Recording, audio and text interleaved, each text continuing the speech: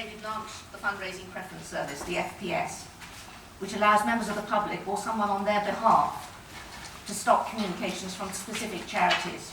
Such a service was a key recommendation of the Everington Review of Fundraising Regulation, to address the frustration that many felt over the lack of control over how and how many times they were approached with fundraising requests. And we hope it's going to play a key role in helping restore public trust in charities.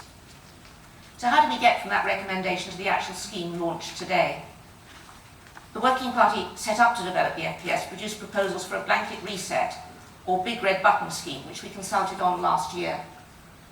We had well over 100 responses and looked in much more detail at the practicalities and risks. We concluded that a much simpler, more focused tool, which enabled people to stop specific charities from contacting them, would be more practical and avoid unintended consequences such as disconnection from other perfectly welcome contacts, and be much better value for money. In December last year, we commissioned the development of the website and call centre to develop this simpler tool. We ran the Have You Say consultation for 8 weeks earlier this year. We sent sets of questions each week to people who worked in charities and to members of the public to get their feedback on how the system would work and indeed what it should be called. 850 charity workers and 240 members of the public took part, and we're very grateful for their input, which was invaluable. We've also been working with the Alzheimer's Society and Age UK to help us understand more about how vulnerable people might want to access or use the system. For example, the Alzheimer's Society ran focus groups with their service users, which provided very useful insights on when people might consider using the FPS and where it should be advertised. We also involved a number of charities and over 30 database suppliers in testing the system. Their feedback has been very positive, and again, it helped us to improve the system. We can now stop communications from named charities by going onto the website or calling the call centre, giving the name of the charity or the charity commission number of the charity they want to stop communications from, and they can get that from the communication they've had from them. And the system will help them find the right charity by showing logos and suggesting possibilities. They choose the channels they want to suppress: post, text, phone or email. They can choose up to 3 charities at a time, put in their personal details, name, address, etc., and submit the request.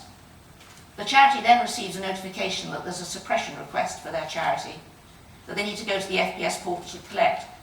We have to have this 2-stage approach to ensure individuals' personal data is protected.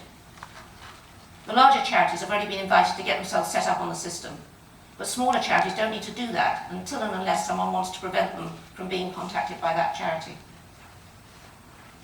So going forward, we currently have 641 charities up and running on the system, with more joining shortly.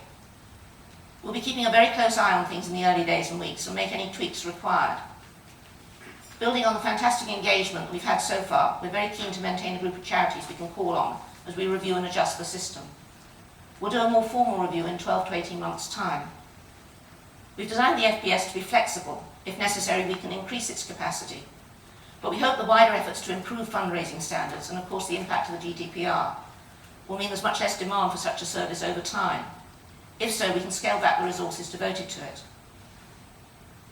As of about an hour ago, we already had 484 suppression requests since the system website went live early this morning. So the FPS is well and truly underway. And this is a tremendous achievement on the part of the team to have this up and running in just under a day. It's a very talented and committed team here at the FPS, and I pay tribute to them. Right, thank you for that, and I'll pass back to Stuart, and he's going to take over.